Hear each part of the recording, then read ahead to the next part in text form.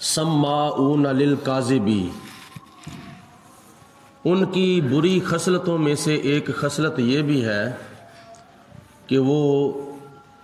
جھوٹی باتوں کو بہت زیادہ سنتے ہیں، اور دوسری ان کی بری خصلت یہ تھی کہ اکالون للسحت،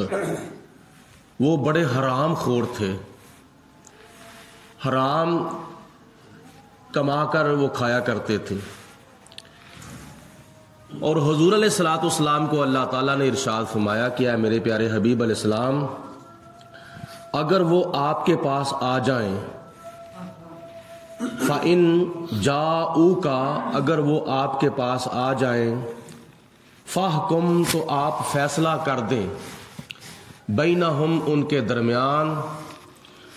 او اعرض عنہم، یا ان سے آپ چہرہ پھیر لیں، یعنی ان کا فیصلہ کریں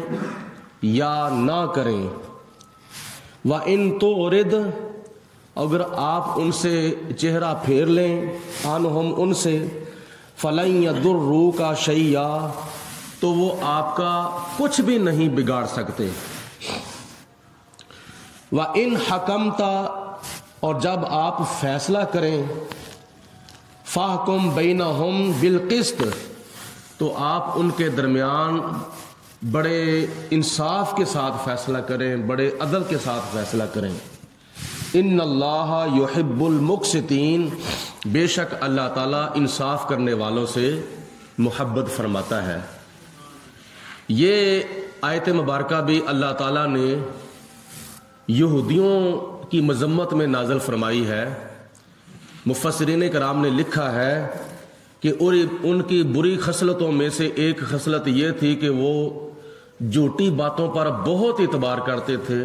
اور بہت جھوٹ کو سنتے تھے، اور پھر دوسری ان کی بری خصلت یہ تھی کہ وہ حرام خور تھے، یعنی رشوتیں لے کر فیصلہ چینج کر دیتے تھے۔ مفسرین کرام نے لکھا ہے کہ یہودی حکمران اور پادری افسران کی مذمت میں خدا تعالیٰ کی ذات بابرکات نے ارشاد فرمایا ہے، اور ان میں سے کوئی اے میرے حبیب علیہ السلام آپ کے پاس آ جائے تو آپ حق کا سچا فیصلہ کر دیں، اور یا نہ فیصلہ کریں۔ تو اگر آپ ان کا فیصلہ نہ بھی کریں تو پھر بھی وہ آپ کا کچھ نہیں بگاڑ سکیں گے، لیکن جب فیصلہ کرنا ہے تو پھر عدل کے ساتھ فیصلہ کرنا ہے، انصاف کے ساتھ فیصلہ کرنا ہے، کیونکہ اللہ تعالیٰ بے انصافوں کے ساتھ محبت نہیں فرماتا بلکہ انصاف کرنے والوں سے محبت فرماتا ہے۔ اگلی آیت میں اللہ تعالیٰ نے فرمایا وَكَيْفَ يُحَكِّمُونَكَ، اور پھر بعض ان میں وہ بھی ہیں کہ وہ آپ کو کیسے حاکم تسلیم کریں گے، کیسے آپ کا وہ فیصلہ مانیں گے۔ وَعِندَهُمُ التَّوْرَاتُ، ان کے پاس حالانکہ تورات بھی موجود ہے، فِيهَا حُكْمُ اللَّهِ، تو اس تورات کے اندر اللہ تعالیٰ نے حکم دیا ہے، ثُمَّ يَتَوَلَّوْنَ مِن بَعْدِ ذَلِكَ، تو اس کے باوجود وہ اس حکم سے منہ پھیریں گے، یعنی ان میں کسی شادی شدہ مرد نے اور کسی شادی شدہ عورت نے غلط کاری کی تھی، تو ان کی سزا کے بارے میں جو فیصلہ ہمارے قرآن نے کیا ہے وہی فیصلہ ان کی تورات نے کیا تھا۔ ہمارے قرآن نے فیصلہ کیا ہے کہ ان کو رجم کیا جائے، ان کو سنسار کیا جائے۔ اگر غیر شادی شدہ یعنی کنوارا اگر غلط کاری کرتا ہے یا کرتی ہے تو اس کو 100 کوڑے مارے جائیں، اگر شادی شدہ عورت یا شادی شدہ مرد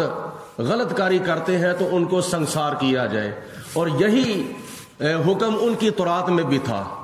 لیکن وہ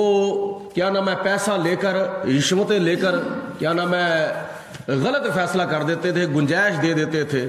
اگر کوئی اوپر والا آدمی غلط کاری کرتا تھا تو اس کو گنجائش دے دیتے تھے، اگر کوئی نیچے والا کرتا تھا تو اس کے اوپر وہ مکمل طور پر حد لگاتے تھے۔ تو خدا کی ذات بابرکات نے فرمایا کہ وہ حرام خور بھی ہیں، اور حرام خور وہ ہوتا ہے جو رشوتیں لے کر، سود لے کر، ناجائز مال کما کر کھاتا ہے اور حلال کی کمائی نہیں کھاتا، اور حلال کا لقمہ جو ہے اس کا عبادت کے اندر بڑا عمل دخل ہے۔ حضور علیہ الصلوۃ والسلام کی بارگاہ میں ایک صحابی حاضر ہوئے، عرض کی یا رسول اللہ مجھے کوئی ایسا عمل بتائیں میں مستجاب الدعوات بن جاؤں۔ مستجاب الدعوات اس کو کہتے ہیں کہ جس کی دعا اللہ تعالیٰ رد نہیں فرماتا، قبول فرماتا ہے۔ تو نبی کریم علیہ السلام نے فرمایا کہ اگر تو مستجاب الدعوات بننا چاہتا ہے تو اپنے اوپر لقمہ حلال فرض کر لے اور لقمہ حرام سے مکمل طور پر بچنے کی کوشش کر۔ اور دوسری حدیث پاک میں حضور علیہ السلام نے فرمایا ہے کہ جس کے منہ کے اندر لقمہ حرام چلا جاتا ہے 40 دن تک اس کی دعا قبول نہیں ہوتی۔ تو یہ دعا کرو کہ اللہ تعالیٰ ہمیں حرام سے بچنے کی توفیق دے اور حلال کا لقمہ اختیار کرنے کی توفیق عطا فرمائے۔ حدیث پاک میں آتا ہے نبی پاک علیہ السلام نے فرمایا کہ رشوت لینے والا اور رشوت دینے والا دونوں جہنم میں جائیں گے، اور رشوت جو ہے وہ مطلقاً حرام ہے۔ اور بعض موقع پر شریعت کی طرف سے کوئی گنجائش ہے، بعض موقعوں پر ہر وقت رشوت دینا لینا جائز نہیں ہوتا۔ کچھ ایسے اوقات ہیں جس طرح کہ اعلیٰ حضرت امام احمد رضا رحمۃ اللہ تعالی علیہ نے فتاوی رضویہ کے اندر ایک فقہی مسئلہ تحریر فرمایا ہے کہ اگر کوئی بندہ بالکل میرٹ پر ہے، وہ نوکری کا حقدار ہے اور بالکل میرٹ کے مطابق ہے، تو پھر بھی اس کے اوپر ظلم کیا جا رہا ہے، پھر بھی اس کو حق نہیں دیا جا رہا، تو اعلیٰ حضرت امام احمد رضا رحمۃ اللہ تعالی علیہ نے فتاوی رضویہ کے اندر لکھا ہے کہ وہ اپنے آپ کو ظلم سے بچانے کے لیے، حق لینے کے لیے اور ظلم سے اپنے آپ کو بچانے کے لیے کیا نام ہے جو وہ مانگتے ہیں ان کو دیا جا سکتا ہے، لیکن یہ دینے والا رشوت نہیں دے گا، لینے والا جو لے گا وہ رشوت ضرور ہوگی، اس کو رشوت لینے کا گناہ جو ہے وہ ضرور ہوگا۔ تو یہ نبی کریم علیہ الصلوۃ والسلام نے کچھ اپنا شریعت کے اندر گنجائش جو ہے وہ دی ہے، صرف اور صرف اپنے آپ کو ظلم سے بچانا، کسی اور کو ظلم سے بچانا۔ تو حضور نبی کریم علیہ الصلوۃ والسلام کو خدا نے فرمایا کہ اے میرے حبیب علیہ السلام، یہ قرآن تو درکنار، یہ تو اپنی تورات کو بھی نہیں مانتے، اپنی تورات کے ساتھ بھی یہ خیانت کرتے ہیں۔ وما اولئک بالمؤمنین، اور یہ لوگ وہ ہیں کہ جو ایمان نہیں لائے، ان کا اپنی تورات پر بھی ایمان نہیں ہے۔ تو میرے بزرگوں اور دوستوں، آج اللہ کی ذات بابرکات نے ہمارے اوپر کتنا کرم فرمایا ہے، کتنا فضل فرمایا ہے کہ خدا کی ذات بابرکات نے مجھے اور آپ کو ماہ رمضان المبارک کا پہلا روزہ رکھنے کی توفیق عطا فرمائی ہے۔ یہ خدا کی ذات بابرکات کا بہت شکر ہے کہ اللہ پاک نے زندگی کے اندر ہمیں ایک مرتبہ پھر رمضان المبارک جیسا مقدس اور بابرکت، رحمتوں والا، برکتوں والا، نعمتوں والا، سعادتوں والا مہینہ عطا فرمایا ہے۔ ورنہ یہ بھی یاد رکھے کچھ ہمارے وہ دوست بھی تھے، وہ مسلمان بہن بھائی بھی تھے جو پچھلے سال ماہ رمضان المبارک کے اندر ہمیں نظر آتے تھے، لیکن اس سال وہ ہمیں نظر نہیں آ رہے۔ تو کیا پتہ ہے مجھے اور آپ کو، کیا پتہ ہے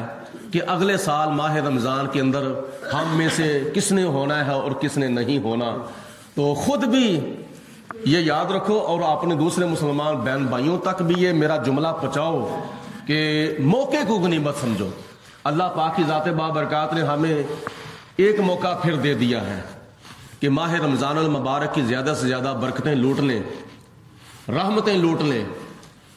ماہ رمضان شریف کے اندر اللہ کی رحمتیں لوٹنی ہیں، بندوں کو نہیں لوٹنا۔ کچھ لوگ تجارت کے ذریعے بندوں کو لوٹتے ہیں یا اور کیا نام ہے غیر محسوس طریقے سے بندوں کو لوٹتے ہیں۔ بندوں کو نہیں لوٹنا، اس پاک مہینے کے اندر اللہ کی رحمتوں کو لوٹنا ہے۔ تو وہ اللہ کی رحمت جو ہے وہ کیسی لوٹی جائیں گی؟ 5 وقت کی مکمل طور پر پابندی کے ساتھ نماز ادا کریں اور اس پاک مہینے کے مکمل طور پر روزے رکھنے کی کوشش کریں. خدا نہ خواستہ اگر کوئی مجبوری ہو جائے، شرعی عذر پیش آ جائے، تو پھر روزہ چھوڑنے کی اجازت ہے، لیکن اس کی بعد میں پھر قضا کرنی ہے. اگر اس پاک مہینے کے 29 روزے ہو جائیں گے تو بعد میں 29 کی تعداد پوری کرنی ہے. اگر 30 روزے ہو جائیں گے تو بعد میں 30 کی تعداد جو ہے وہ پوری کرنی ہے. اور وہ شرعی عذر کیا ہے؟ سفر ہے یا بیماری ہے یا مسلمان ہماری مائیں بہنیں بیٹیاں ہیں ایام عذر کی وجہ سے، نفاس اور حیض کی وجہ سے روزے چھوڑ تو سکتی ہیں، لیکن ان کی بعد میں قضا جو ہے وہ کرنی واجب ہے. تو یہ پاک مہینہ جس کے بارے میں نبی کریم علیہ الصلوۃ والسلام نے حدیث پاک میں ارشاد فرمایا ہے کہ سارا سال اللہ تعالیٰ فرشتوں کو حکم دیتا ہے کہ اے میرے فرشتوں جنت کو سجاؤ. یعنی ماہ شوال سے لے کر ماہ شعبان تک پورے 11 مہینے اللہ کے حکم سے فرشتے جو ہیں وہ جنت کو سجاتے ہیں. اور جب 11 مہینے پورے جنت کو سجاتے ہیں تو پھر کیا ہوتا ہے؟ جب 12واں مہینہ یعنی شوال سے لے کر شعبان تک فرشتے جنت کو سجاتے ہیں، آراستہ کرتے ہیں. جیسے کیا نام ہے، کسی کے گھر میں کسی مہمان نے آنا ہو تو وہ اپنے گھر کی صفائیاں کرتے ہیں، اپنے گھر کے برتن کو درست کرتے ہیں، یا اپنے گھر کے اندر اہتمام انتظام کرتے ہیں، کھانے پینے کا، ماکولات کا، مشروبات کا اہتمام انتظام کرتے ہیں. تو جب مہمان آ جاتا ہے پھر اس کا استقبال کرتے ہیں. یہ مثال کے طور پر بات کو سمجھ لیں کہ نبی کریم علیہ السلام نے فرمایا شوال سے لے کر ماہ شعبان تک اللہ کے فرشتے اللہ کے حکم سے پورے 11 مہینے جنت کو سجاتے ہیں، جنت کو مزین و آراستہ کرتے ہیں. تو جب رمضان المبارک کا مہینہ آتا ہے نبی کریم علیہ الصلوۃ والسلام فرماتے ہیں غلقت ابواب جہنم، جہنم کے دروازے بند کر دیے جاتے ہیں، وفتحت ابواب الجنت، جنت کے دروازے کھول دیے جاتے ہیں. تو جب جنت کے دروازے کھول دیے جاتے ہیں تو پھر یہ کس کے لیے خوش آمدید کہی جا رہی ہے اور کس کو اہلاً و سہلاً مرحبا مرحبا کہا جا رہا ہے اور کس کے لیے دروازے کھولے جا رہے ہیں؟ وہ اس خوش نصیب کے لیے جنت کے دروازے کھولے جاتے ہیں جس کے بارے میں نبی پاک علیہ الصلوۃ والسلام نے ارشاد فرمایا ہے کہ جو کوئی بندہ خدا نہ خواستہ ماہ رمضان المبارک کے اندر فوت ہو جاتا ہے، جس کی موت واقع ہو جاتی ہے ماہ رمضان کے اندر، حضور علیہ الصلوۃ والسلام فرماتے ہیں اگر وہ ایمان کی سلامتی کے ساتھ دنیا سے گیا ہے تو ماہ رمضان شریف کی برکت سے خدا تعالیٰ اس کو بغیر حساب کے جنت میں داخل فرما دے گا. حبیب علیہ الصلوۃ والسلام نے خوشخبری دی ہے کہ تم نیکیاں کرو، تم عبادتیں کرو، تم ریاضتیں کرو، تم سخاوتیں کرو، تم تلاوتیں کرو، تم قرآن پاک کی سماعتیں کرو، تم زیادہ سے زیادہ تقوی پرہیزگاری اختیار کرو. اور جب تم عبادت و ریاضت کے رنگ کے اندر رنگے جاؤ گے تو پھر اللہ تبارک و تعالیٰ تو ہمارے اوپر کتنا رحم و کرم فرمائے گا. جنت تمہارا انتظار کر رہی ہے. کتنی خوش نصیبی ہے مسلمانوں کی، روزے داروں کی، نمازیوں کی، سخیوں کی، قاریوں کی، سامعین کی، حاضرین کی، کہ جنت ان کا انتظار کر رہی ہے. تو جتنا بھی آخرت کا ذخیرہ اکٹھا کیا جا سکتا ہے ماہ رمضان المبارک کے اندر اکٹھا کر لو، ورنہ زندگی کا کوئی پتہ نہیں کب کسی کی ختم ہو جائے گی. اچھے بھلے بھی جا رہے ہیں دنیا سے اور بیمار بھی جا رہے ہیں. نبی کریم علیہ الصلوۃ والسلام نے ارشاد فرمایا کہ ماہ رمضان المبارک کو خدا تعالیٰ یہ اتنا مہینہ پیارا ہے، اتنا محبوب ہے، جتنا پورے 12 بیٹوں میں سے حضرت یوسف علیہ الصلوۃ والسلام سے حضرت یعقوب علیہ الصلوۃ والسلام کو پیار تھا. 12 بیٹے تھے حضرت یعقوب علیہ الصلوۃ والسلام کے، ان 12 بیٹوں میں سے سب سے زیادہ پیار تھا حضرت یوسف علیہ الصلوۃ والسلام کے ساتھ. اسی طرح ان عدت الشہور عند اللہ 12 شہرا فی کتاب اللہ، اللہ کی کتاب میں آتا ہے سورۃ توبہ کے اندر کہ مہینوں کی تعداد اللہ کے نزدیک 12 ہے، اور ان 12 مہینوں میں سے سب سے زیادہ پیار اللہ تعالیٰ کی ذات بابرکات کو ماہ رمضان المبارک کے ساتھ ہے. تو ماہ رمضان المبارک یہ کتنی برکتوں والا مہینہ ہے، کتنی عظمتوں والا مہینہ ہے۔ حضور علیہ الصلوۃ والسلام نے فرمایا کہ جو کوئی ایمان کے ساتھ اور ثواب کی نیت سے اور عبادت کی نیت سے بندہ روزہ رکھتا ہے، نماز پڑھتا ہے، حضور علیہ الصلوۃ والسلام فرماتے ہیں کہ اللہ تعالیٰ اس کے پچھلے سارے گناہ معاف فرما دیتا ہے۔ یہ مہینہ بخشش کا ہے، یہ مہینہ رحمت کا ہے، یہ مہینہ برکت کا ہے۔ جتنا مرضی تم کھا لو گے، دوسرے مہینوں کے اندر تم کھاؤ گے نا، اللہ پاک ایک ایک لقمے کا قیامت والے دن حساب و کتاب لے گا۔ دوسرے 11 مہینوں کے اندر تم پیو گے، ایک ایک گھونٹ کا اللہ تعالیٰ قیامت کے دن حساب و کتاب لے گا۔ لیکن نبی پاک علیہ الصلوۃ والسلام نے ارشاد فرمایا کہ جو بندہ ماہ رمضان المبارک کے اندر ماہ رمضان شریف کا احترام کرتے ہوئے کیا نام ہے رمضان شریف کا روزہ رکھتا ہے اور پھر افطاری سے لے کر سحری تک جتنا مرضی کھا لے، جتنا مرضی کھا لے، اللہ تعالیٰ اس کا قیامت کے دن حساب و کتاب نہیں لے گا۔ تو یہ وہ مہینہ ہے جس مہینے کے اندر بندے کا رزق بڑھتا ہے۔ ویسے تو یہ بات بڑی متحقق ہے کہ جو خدا کی ذات بابرکات نے لکھ دیا ہے وہ ملنا ہے، جو نہیں لکھا وہ نہیں ملنا، لیکن اللہ کی ذات بابرکات کے پیارے حبیب علیہ السلام فرماتے ہیں کہ رمضان المبارک کے اندر بندے کا رزق جو ہے وہ بڑھتا ہے، اس کے اندر برکت پیدا ہوتی ہے۔ جس طرح کہ حضور علیہ الصلوۃ والسلام نے فرمایا کہ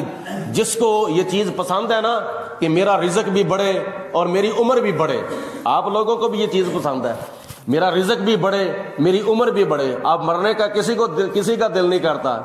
یہی سب کا دل کرتا ہے کہ میں نہ مروں، مجھے اتنی زندگی اور مل جائے، مجھے اتنی زندگی اور مل جائے، مجھے اتنی زندگی اور مل جائے، کسی کا دل نہیں کرتا مرنے کو۔ حضور علیہ الصلوۃ والسلام نے حدیث پاک میں فرمایا جو یہ چیز پسند کرتا ہے میرا رزق بڑھے، میری عمر کے اندر برکت ہو، حضور علیہ السلام نے فرمایا کہ وہ اپنے رشتہ داروں کے ساتھ اچھا سلوک کرے، صلہ رحمی کرے، اپنے رشتہ داروں کے ساتھ، اپنے بہن بھائیوں کے ساتھ، اپنے والدین کے ساتھ، اپنے بیوی بچوں کے ساتھ، اپنی اولاد کے ساتھ، اپنے دور والے رشتہ دار، اپنے قریب والے رشتہ دار جو ہیں ان کے ساتھ صلہ رحمی کرے، اچھا سلوک کرے، اللہ پاک اس کی عمر کے اندر بھی برکت فرمائے گا اور اس کے رزق کے اندر بھی اللہ تعالیٰ برکت فرمائے گا۔ رب العالمین کی ذات بابرکات میرا کہا آپ کا سنا اپنی بارگاہ میں قبول و منظور فرمائے۔ کوشش کریں، 1 منٹ میں آپ کو عرض کروں، کوشش کریں کہ جب فجر کی اذان شروع ہو آپ اپنے گھر سے چلنا شروع کر دیں اور اذان ختم ہو آپ مسجد کے اندر باوضو ہو کر بیٹھ جائیں اور اذانوں کے فوراً بعد یہ درس قرآن مکمل طور پر سنیں،